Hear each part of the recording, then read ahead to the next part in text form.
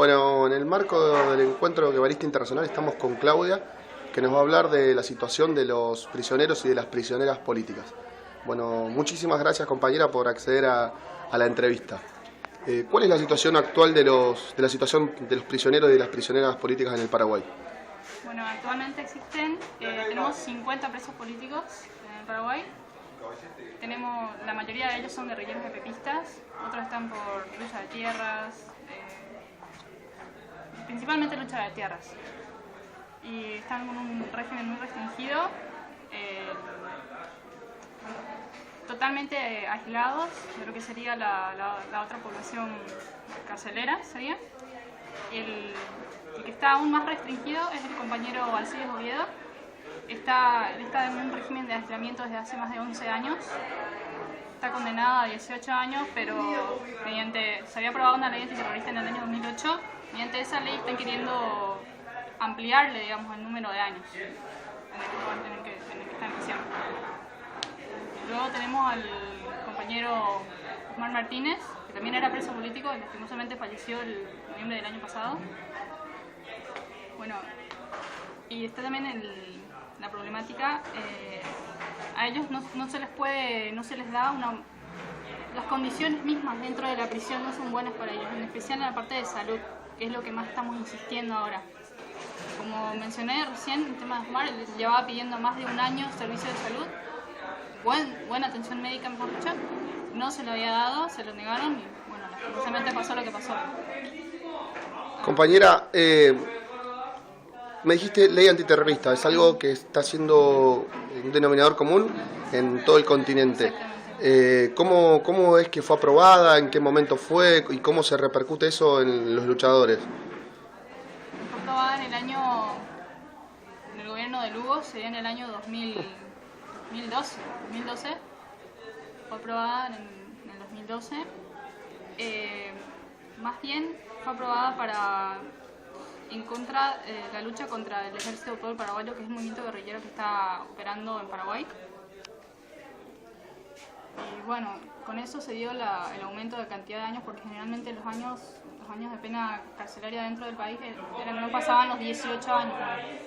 Una vez que se aprobó esa ley, los años aumentaron a 40, 45 años, que ya fueron aplicados a varios compañeros pistas, que es el caso de Noel Ovelar.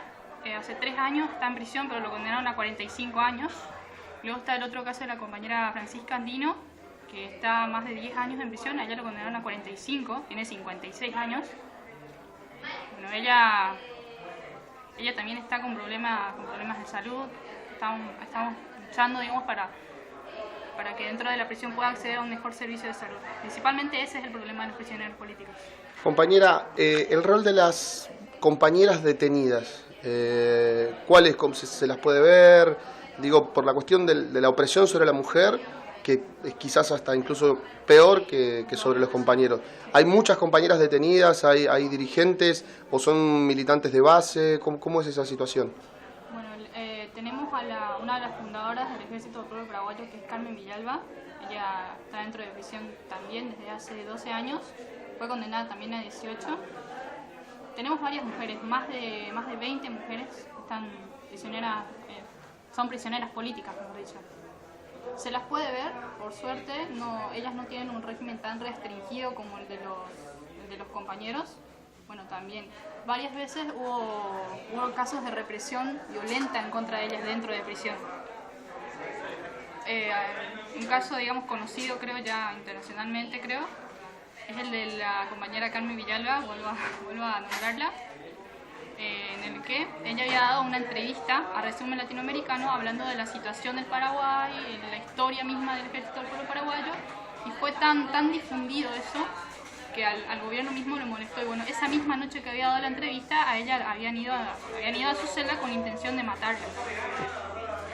Habían puesto de excusa, digamos, que quería escapar de prisión y había un boquete ahí. No, fue una metida de pata total. La estuvieron aislada 2 meses en una base de policía, una base militar. Prácticamente era la única prisionera ahí dentro. Bueno, la verdad, compañera, es muy importante lo que nos contás y lo que se pueda difundir al respecto y en nombre de la Red Internacional de Solidaridad con los Prisioneros Políticos Colombianos, te queremos agradecer este momento que nos das para entrevistarte. Bueno, no sé si querías decir algo más, enviar un saludo a algún compañero en particular o compañera. No, también agradecer este espacio, digamos, muy importante poder llegar a más personas, dar a conocer la situación misma y eso más que nada, agradecer eso y un saludo a todos los prisioneros de Colombia, ¿me has dicho?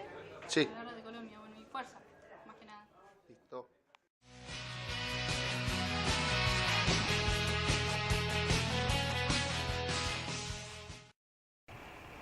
Bueno, estamos con un compañero de Argentina, del FARC, del Frente Acción Revolucionaria. Compañero, muchas gracias en nombre de la Red Internacional de Solidaridad con los Prisioneros y las Prisioneras Políticas de Colombia, por acceder a esta entrevista, a enviar un saludo y demás. Contanos un poco cómo está la situación en Argentina, si hay presos políticos, si hay ley antiterrorista, persecución y demás. Bien, buenas tardes, compañeros y compañeras. Un poco, digamos, en este encuentro y en encuentros anteriores lo estuvimos viendo, relacionándonos y tratando de construir juntos con organizaciones de otros países de nuestra América. Y vemos que si bien estamos lejos de la realidad, de la durísima realidad que sufren los luchadores populares y los revolucionarios en países como Colombia, también existen en los países como los nuestros, en los que hay, digamos, una mascarada democrática mayor, distintos mecanismos de represión que tienen como fin, digamos, apuntan a la desorganización del pueblo, al desánimo y a golpear las organizaciones populares. Acá, por ejemplo, hace unos años se dictó una ley antiterrorista que es muy similar a la que rige en Estados Unidos. La dictó el gobierno anterior, el kirchnerismo, que se vendía como muchos otros gobiernos de nuestra América como progresista. Y así como esa ley existe, todavía no se ha aplicado efectivamente, pero existen otras leyes que vienen desde las dictaduras, como una ley que se denomina de prepotencia ideológica, que también es para, digamos, encarcelar a quienes se organizan y luchan, que se conservan y que se han aplicado, digamos, a lo largo de las últimas décadas a muchos luchadores en protestas sociales, a dirigentes sindicales, políticos, y otros mecanismos que son menos visibles, pero que tienen, digamos, la misma función de control social, de amedrentamiento de la población, como lo que aquí llamamos lo que se ha dado en llamar el gatillo fácil, que son, digamos, asesinatos por parte de la policía de las provincias, de la policía federal, asesinatos fundamentalmente de jóvenes de las barriadas populares, que son quienes están desocupados, que son quienes a veces se logran organizar y luchar colectivamente para mejorar sus condiciones de vida, y la policía tiene el mecanismo de asesinarlos y presentar esos asesinatos, esas ejecuciones, como enfrentamientos con delincuentes, como detenciones en intentos de robo y cosas por el estilo, que en la mayoría de los casos se termina probando que no fue así. Hay casos de asesinatos de varios jóvenes, prácticamente es como un fusilamiento. Y son mecanismos que los estados de nuestros países, estados serviles del imperialismo, se dan para el control social, para tratar de, digamos, de eliminar todo intento de organización y todo intento de salida de una situación que los jóvenes no tienen, porque no tienen otra salida, digamos, más que, digamos, organizarse o terminar, digamos, también asesinados de otras maneras, como con las drogas y demás, cuando son condenados a la marginalidad y a la miseria por quienes nos gobiernan. En este marco, digamos, y en el marco de decenas de procesamientos de luchadores populares, de años en que, si bien estamos en lo que presentan como una democracia, ha habido presos políticos y hay todavía muchos compañeros procesados.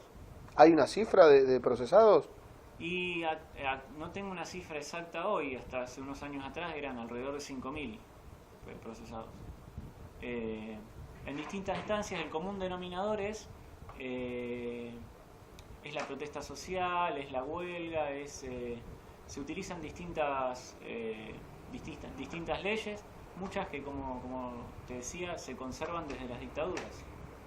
Leyes que se habían promulgado en dictadura para, en ese momento, combatir a las organizaciones revolucionarias que habían surgido en nuestro país en los años 60 y 70.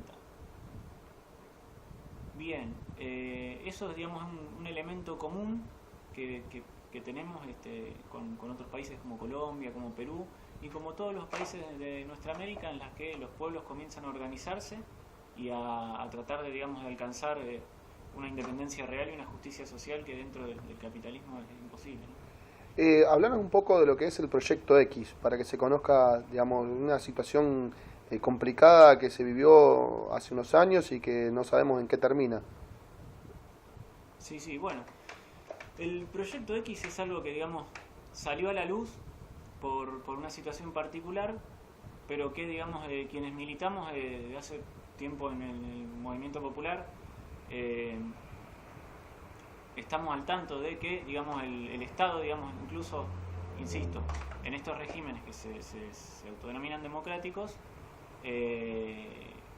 infiltra a miembros de las fuerzas de seguridad en organizaciones sociales, en organizaciones políticas, con el objetivo de eliminar en el fondo a esas organizaciones, haciendo un trabajo de inteligencia, destruirlas, sí, haciendo un trabajo de inteligencia como se hacía, digamos, en otros momentos, un trabajo que incluso para la legislación vigente en el propio Estado es ilegal, pero que las clases dominantes, los gobiernos, digamos, no tienen empacho en violar sus propias leyes para, digamos, defender los intereses del poder aquí en el país y de las multinacionales. El Proyecto X es un proyecto en el que, digamos, se preparaba y se infiltraba personas de una fuerza que es la Gendarmería, que es una policía nacional militarizada, en organizaciones de base, en organizaciones sindicales, sobre todo en los últimos años, donde comenzaron a surgir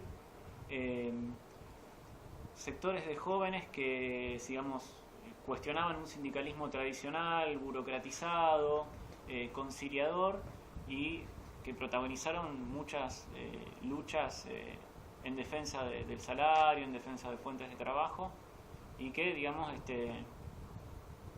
comenzó, digamos, a molestar, por decir así, al poder real, ¿no? Al poder económico.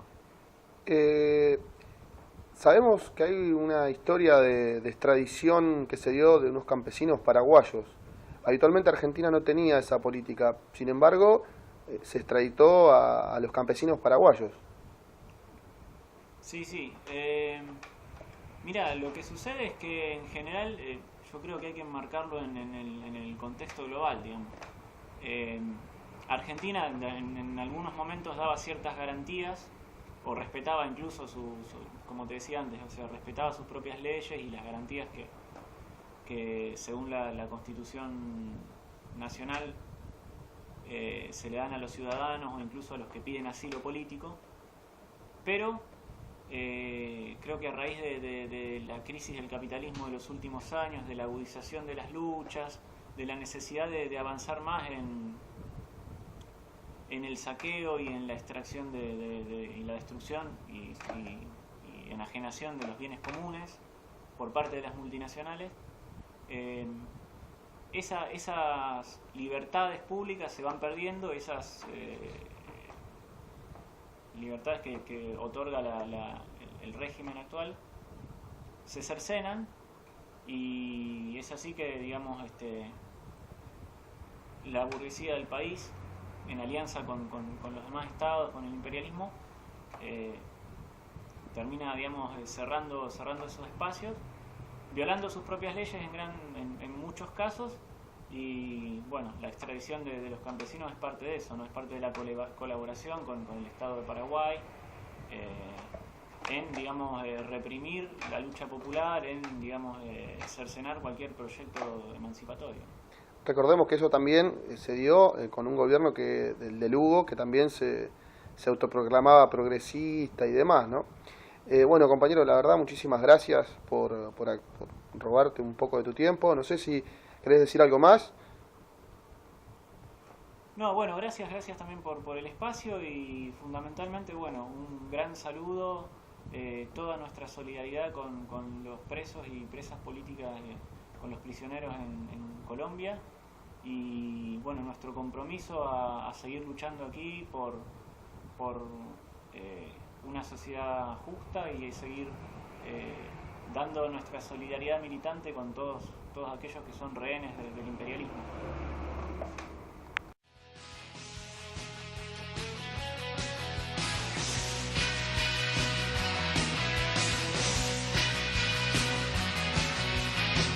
Si esta cárcel sigue así, todo preso es político.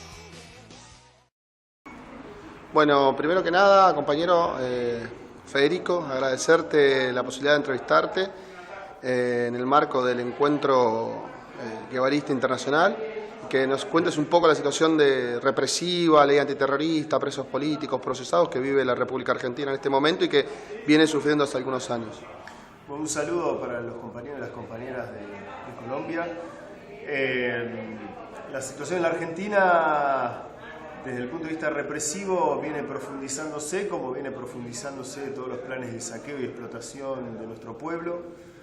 Sabemos que durante todos estos años el kirchnerismo ha permitido que los bancos, que las grandes multinacionales vinculadas a la megaminería, a la soja, al negocio de la exportación como Cargill y demás, han realmente llevado grandes fortunas en nuestras tierras y eso lo han hecho garantizándolo a través de una serie de mecanismos represivos, entre los cuales tenemos que destacar los presos por luchar, que han sido varios durante estos años.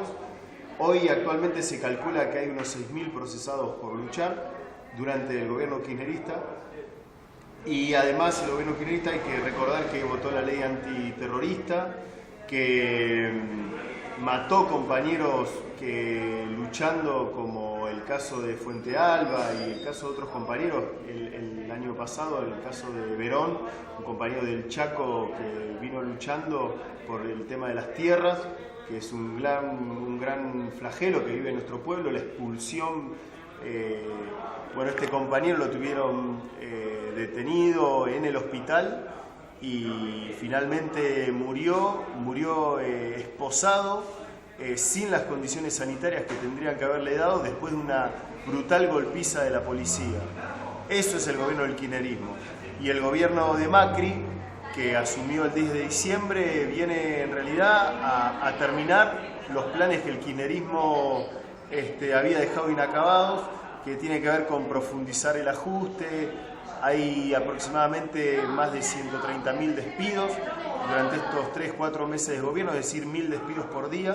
Este gobierno además ha sacado el protocolo antipiquetes, intentando frenar las luchas de nuestro pueblo a nivel nacional, y sin embargo todas las expresiones de lucha, como ha sido el paro en febrero, como ha sido este 24 de marzo, que ha sido un repudio generalizado a 40 años del golpe militar, y también por la presencia de Obama, el protocolo realmente no lo pudieron aplicar, y Patricia Bullrich, la ministra de Seguridad, ha quedado muy mal parada, básicamente porque cuando el pueblo se expresa multitudinariamente, ellos no pueden hacer nada. De todos modos, lo que tenemos que entender es que este gobierno viene realmente a aplicar los planes del imperio, viene a firmar Macri viene finalmente a alinearse más claramente con el gobierno de Estados Unidos, más abiertamente. El anterior gobierno tenía acuerdos comerciales con China, con Rusia y demás. Ahora este gobierno pretende centralizar la relación comercial con Estados Unidos directamente. Y esto solo puede garantizarlo en la medida que haya un plan represivo de la mano de estos planes de ajuste. Así que, bueno, ese es un poco el panorama político. Acá en la Argentina se está luchando, se está peleando. Venimos de un encuentro internacionalista donde los compañeros de Chile nos plantean lo mismo, la situación de los compañeros mapuche, que hay muchos compañeros y compañeras que están detenidos, y sin embargo la resistencia crece. Lo mismo que acá en Uruguay, lo mismo que en Paraguay, donde tenemos compañeras y compañeros que están presos de epepistas. Y esto va creciendo a medida que los planes de ajuste y saqueo se van profundizando.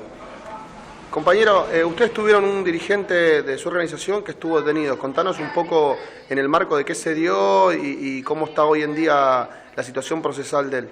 Bueno, en el 2005 fue la Cumbre de las Américas en Argentina, se hizo en la ciudad de Mar del Plata. Un compañero, bueno, ese día fue realmente multitudinaria la movilización. Nosotros hicimos una movilización independiente que pretendía repudiar la presencia de este genocida. Como lo es hoy Obama, en su momento lo fue Bush, y bueno, se dio, digamos, producto de la bronca, producto del odio que nos genera el imperialismo, se confrontó con la policía, se confrontó contra el aparato del Estado, y uno de nuestros compañeros fue señalado por el Poder Judicial como uno de los responsables de la rotura de un banco. Ese compañero estuvo con prisión domiciliaria durante 1 mes y medio, casi 2 meses, y finalmente, bueno, no se pudo demostrar su participación. Sabemos que ellos lo que buscan es siempre perseguir a los que luchan, a los que se enfrentan y confrontan contra este sistema, y esto fue durante el gobierno kirchnerista.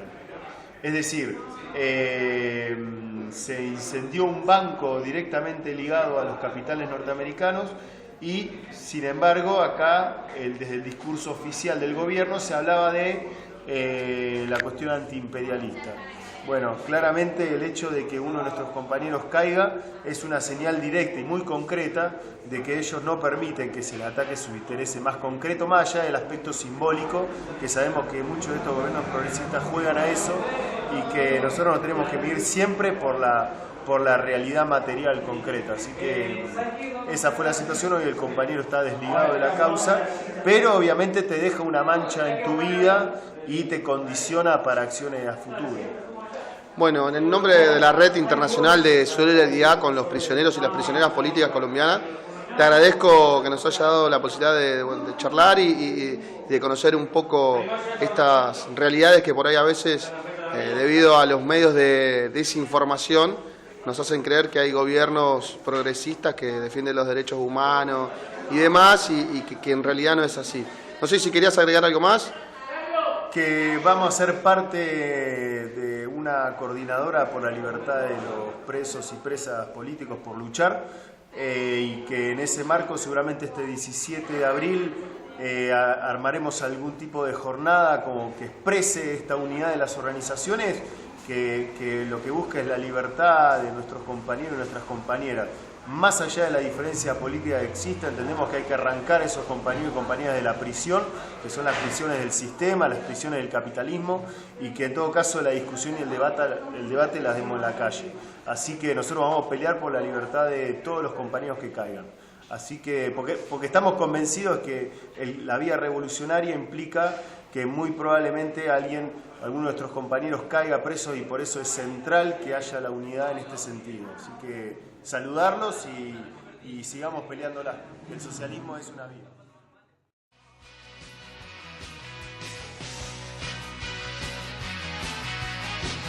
Un común va a pestañear si tu preso es político.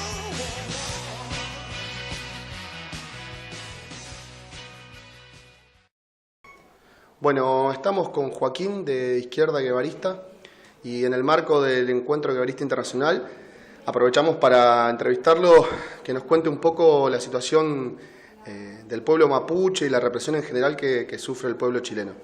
Joaquín, muchísimas gracias. Muchas gracias, compañero. Bueno, para comenzar, plantear que al alero, digamos, de esta alza que se está viendo en Chile del movimiento de masas, principalmente a partir del 2001, 2006 y 2011, digamos, como un momento punta, digamos, de la movilización, fundamentalmente del movimiento estudiantil, el Estado ha ido al mismo tiempo sofisticando sus formas de represión, ¿no? Vías legales, digamos, vías de represión directa y con distintos niveles de intensidades de acuerdo a cada circunstancia, a cada contexto. Por ejemplo, en este momento, y nosotros podemos hacer una clara diferenciación en términos de cómo desarrolla la represión el Estado de Chile en el territorio mapuche. El territorio mapuche usurpado por el Estado de Chile en función del desarrollo del capitalismo, digamos, en función del desarrollo de las forestales, que se le fue quitado, digamos, la fuerza con una invasión del Estado hacia el territorio mapuche a finales del siglo XIX, comienzo del siglo XX. Y en este momento, digamos, las comunidades mapuches en conflicto están desarrollando, digamos, o están volviendo a retomar la lucha que ha sido, digamos, una cuestión de más de 500 años de resistencia, primero con el español, ¿cierto? Y después fundamentalmente con el Estado de Chile, en el cual han desarrollado una ofensiva en los últimos meses que data también de las formas de lucha que son necesarias en un contexto en el que está la vida de un pueblo completo en juego.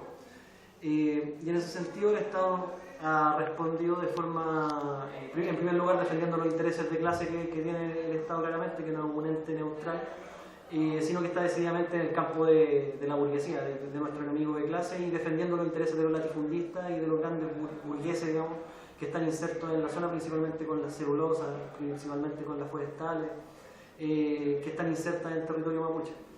Nosotros decimos que el territorio mapuche actualmente está en un estado está sitiado, digamos, está sitiado por el Estado de Chile con una policía altamente militarizada, con políticas de represión contra insurgentes, utilizando toda la sofisticación que tiene el Estado para intervenir en las comunidades en conflicto. Pero esto nosotros no planteamos al pueblo mapuche como una víctima, digamos, de la represión, sino que ellos están consecuentemente luchando y mostrándonos cuál es también una forma, digamos, que hay que enfrentar al Estado y que lo han logrado hacer, ¿no?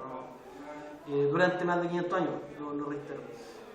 Y al mismo tiempo, digamos, el Estado está desarrollando una forma de represión, digamos, de tipo policial en las ciudades y en las regiones, digamos, donde hay alza de movilizaciones. Estoy pensando en Aysén el año 2011, en Freirina el año 2012, las movilizaciones estudiantiles que se reiteran hasta el día de hoy por las falsas reformas que está impulsando el gobierno de la nueva mayoría, y al mismo tiempo sí con la represión hacia los trabajadores cada vez que están desarrollando una huelga y que desarrollan nuestros métodos históricos como clase para enfrentar a la patronal y para enfrentar al Estado.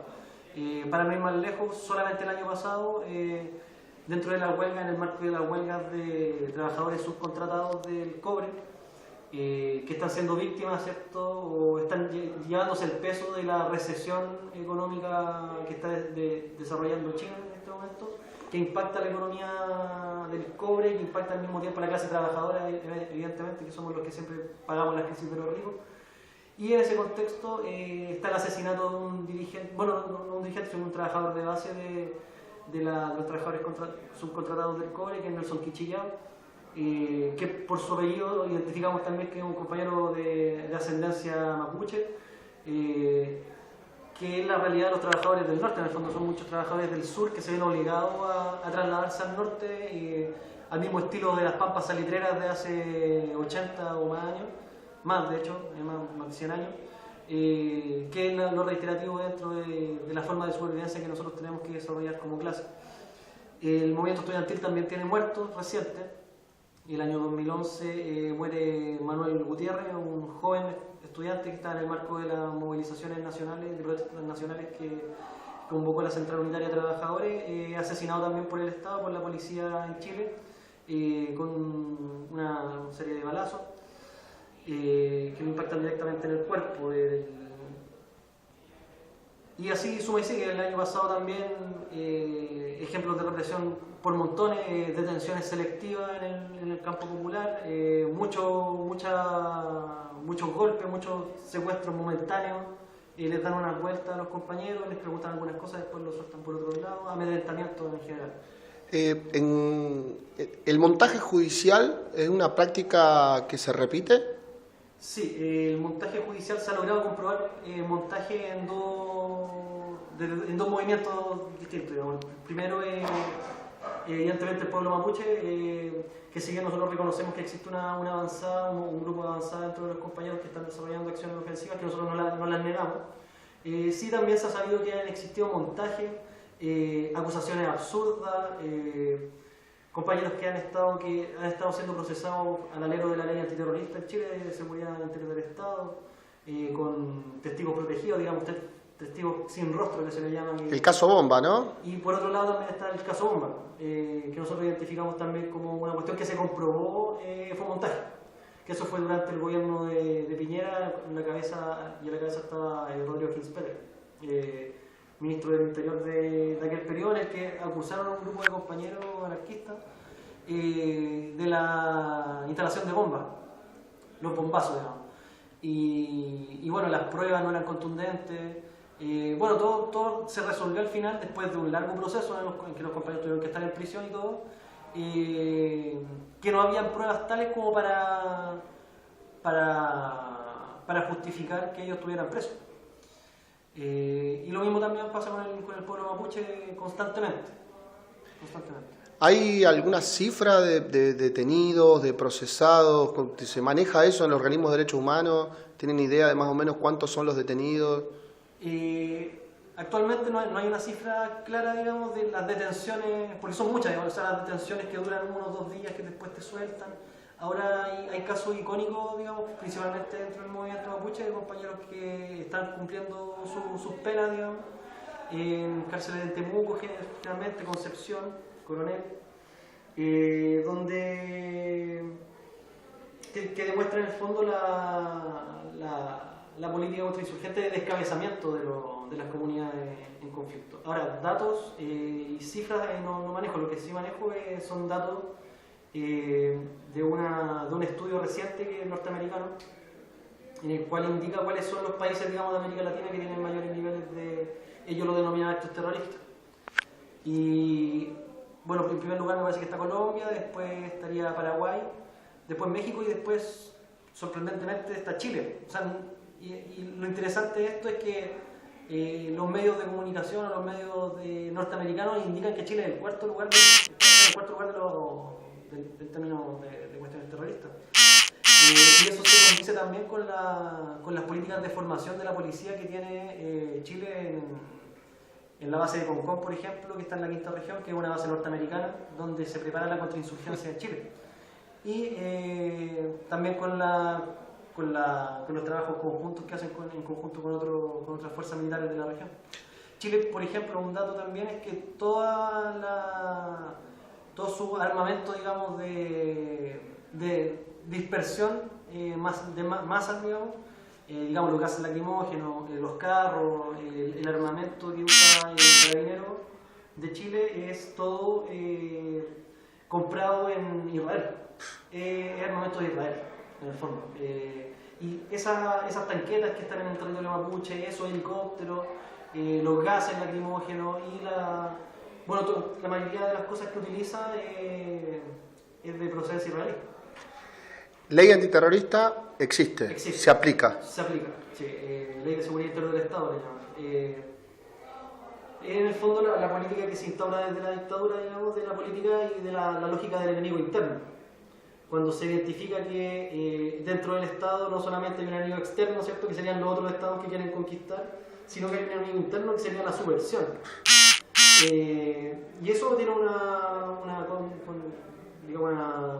una expresión legal que es la ley antiterrorista, que es la expresión más gráfica, digamos, de la política, desde la represión desde el punto de vista legal. pero al mismo tiempo también ahora el Estado se ha estado sofisticando en sus métodos legales. Por ejemplo, ahora se aprobó una agenda antidelincuencia, que le denominan ellos, en la cual se plantea el tema de volver, digamos, los secuestros por sospecha, o sea, no secuestros, digamos, detenciones por sospecha. Eso quiere decir que si es que un policía identifica a un sujeto con una actitud sospechosa, solo por eso, tiene derecho a hacerle un control de identidad, o sea, pasar la identidad, y esos controles de identidad pueden hasta permanecer recluidos, digamos, hasta 12 horas, solo por la sospecha de que hay algo.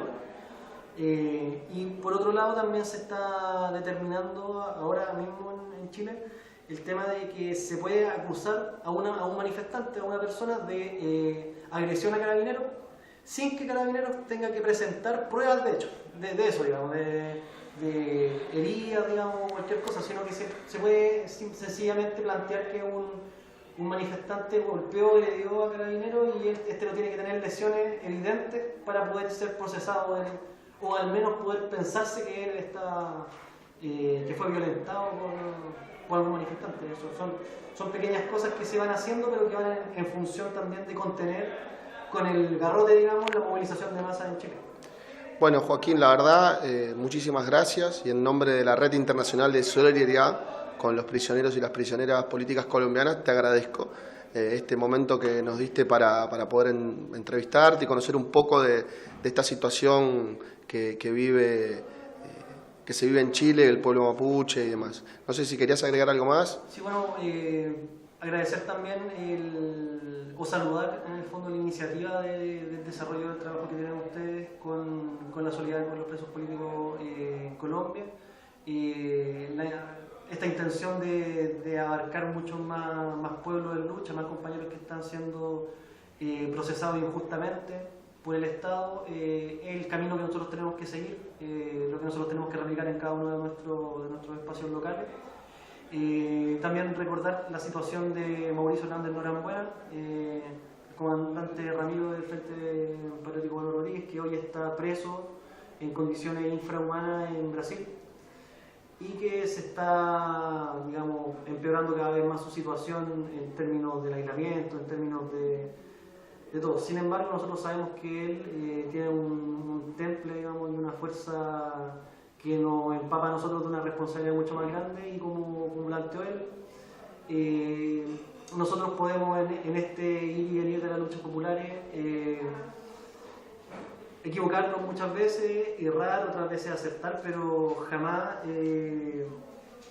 jamás podrán decir que nosotros no dimos todo de lo nuestro para conseguir nuestro objetivo.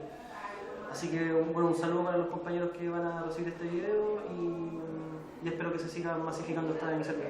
Muchas gracias.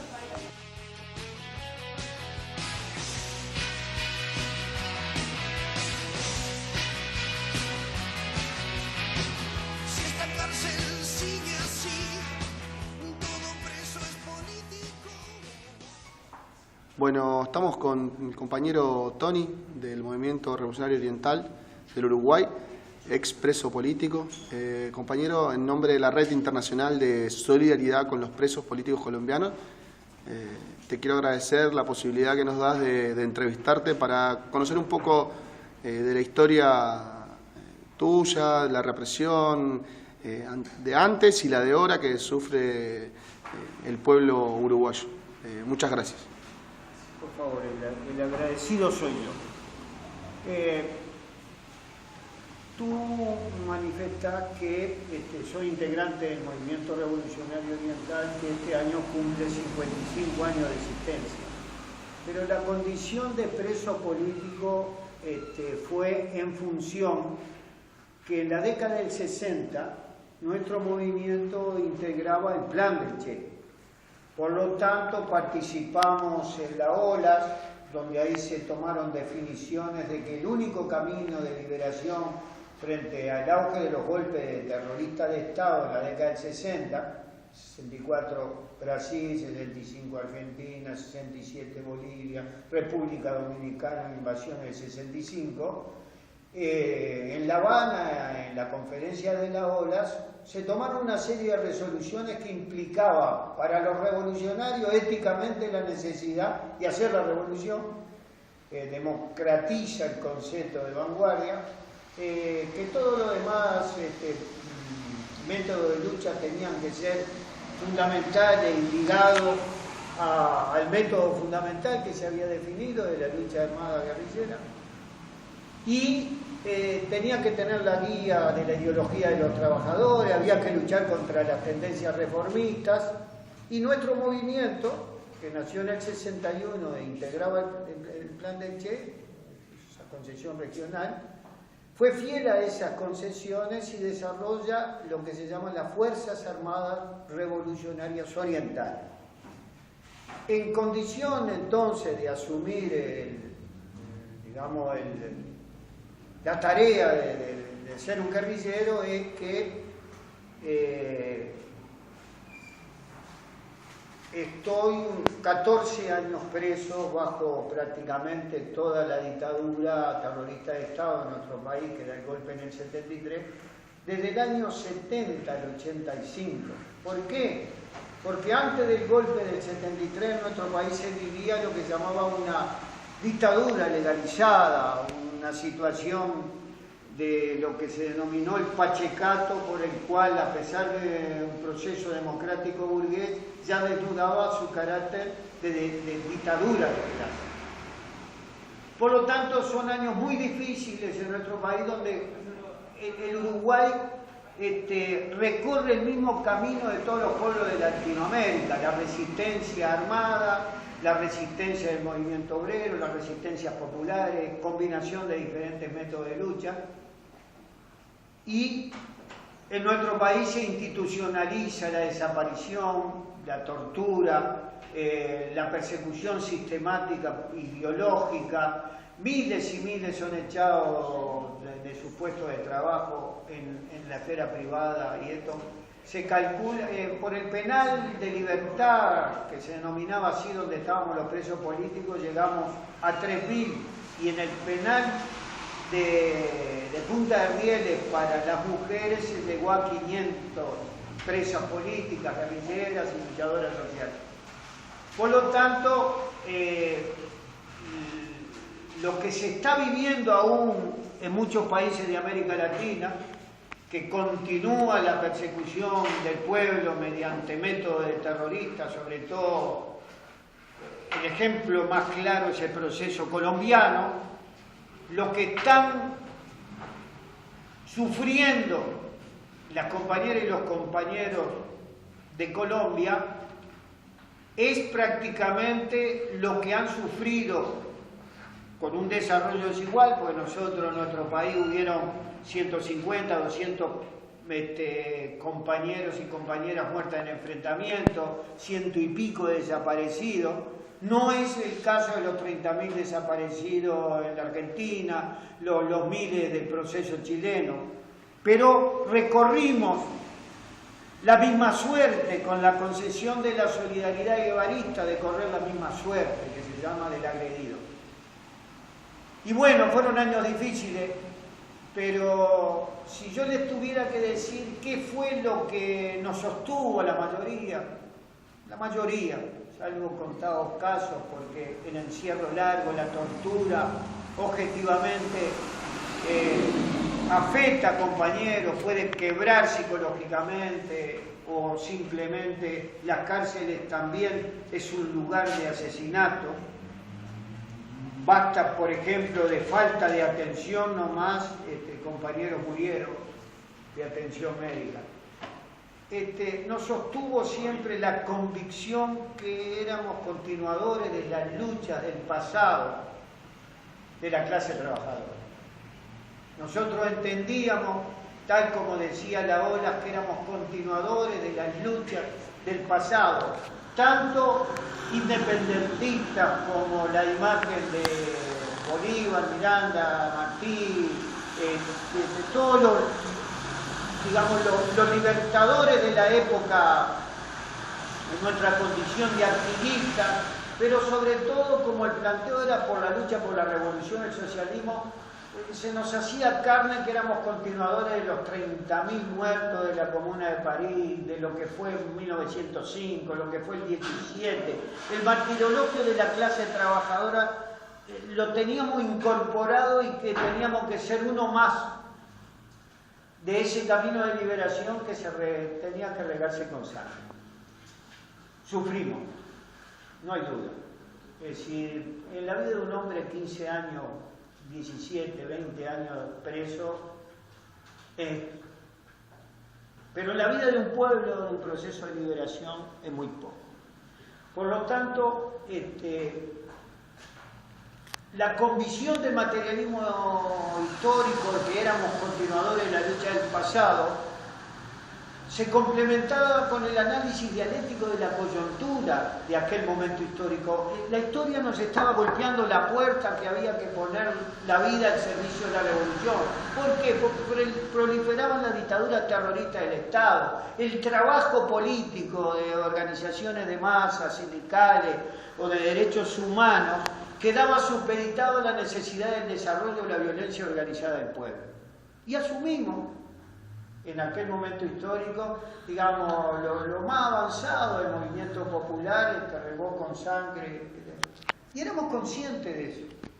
Un poco con el mensaje guevarista de que cuando hay una revolución de verdad, se triunfa o se muere. Pero hay como la construcción del socialismo, un periodo de transición. También te podés comer un montón de años de cárcel, vos tenés que sufrir el exilio, la destitución, la difamación.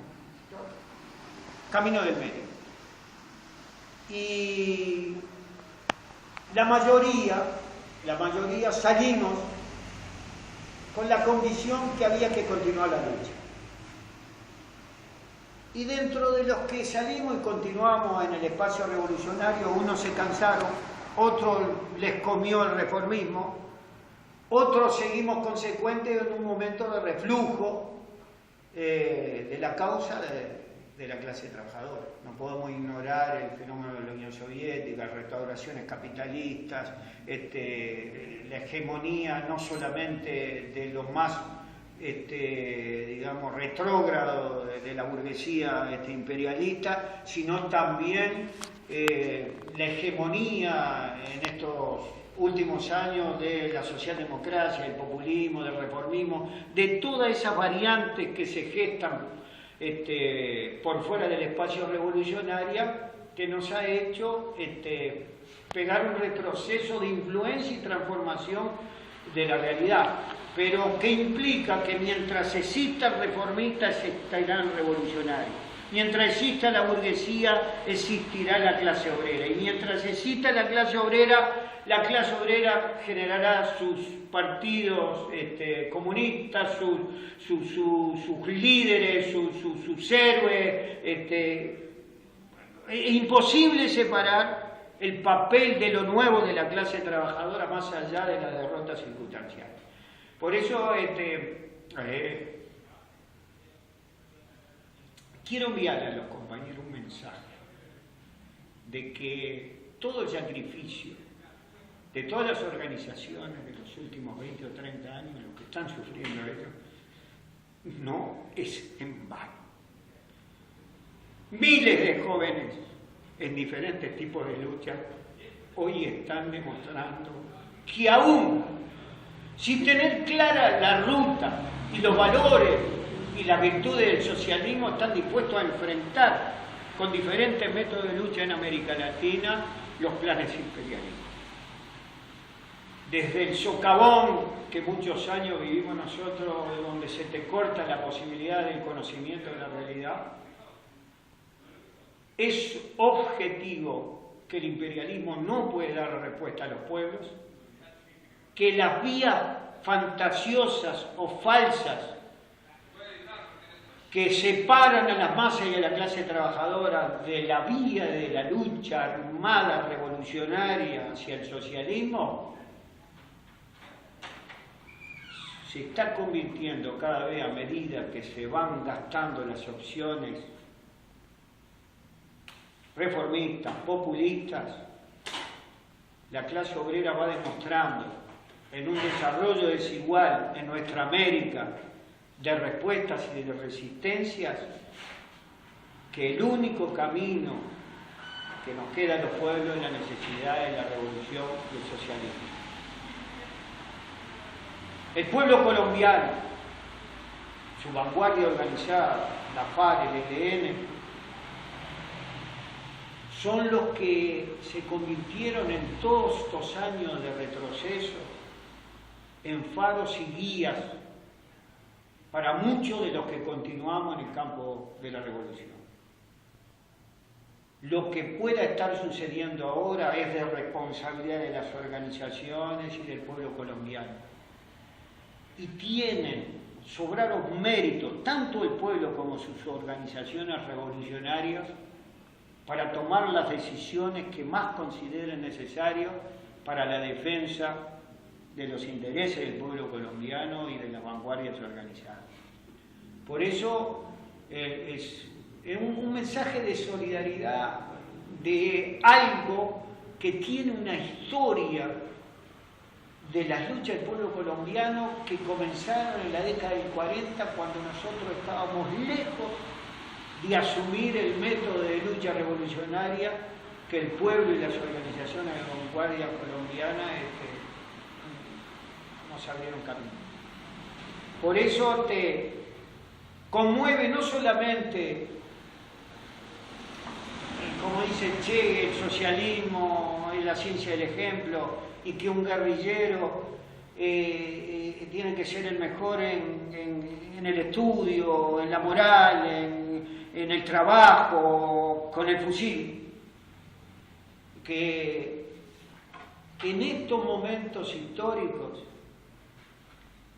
donde estamos trazándonos planes para desarrollar en el seno de la clase trabajadora y de los sectores populares la necesidad del desarrollo de una línea revolucionaria de masa y la necesidad de preparar a los pueblos hacia los objetivos de la revolución y construcción del socialismo, el pueblo colombiano y sus organizaciones de vanguardia para nosotros son un respaldo, porque sabemos de la consecuencia de decenas de años en un martirologio de líderes campesinos, líderes sindicales, guerrilleros, gente que probó la acumulación del programa revolucionario en el marco electoral. No hubo método de lucha que no fuera utilizado en combinación con el método de la lucha armada. Todavía los pueblos de Latinoamérica no conocen a fondo todo ese martirologio del pueblo y sus organizaciones. Por eso no se necesita enviar un mensaje de firmeza, sino de solidaridad en esta situación en el cual estamos trabajando muchas organizaciones en el continente a los efectos de brindar solidaridad y lucha por su liberación. Bueno, compañero, la verdad, muchísimas gracias y en nombre de la red te quiero dar las gracias y bueno, a no aflojar y a seguir luchando. En eso estamos y felizmente el cierre de este 9º encuentro guevarista internacional, donde casi un centenar de jóvenes estuvimos debatiendo los problemas de la necesidad de la revolución, el socialismo, prácticamente salimos todos mucho más convencidos, consolidados, con tareas difíciles, pero tareas dignas, tareas que nos enaltecen a todos los integrantes que participamos, pero sobre todo como expresión de esos pueblos.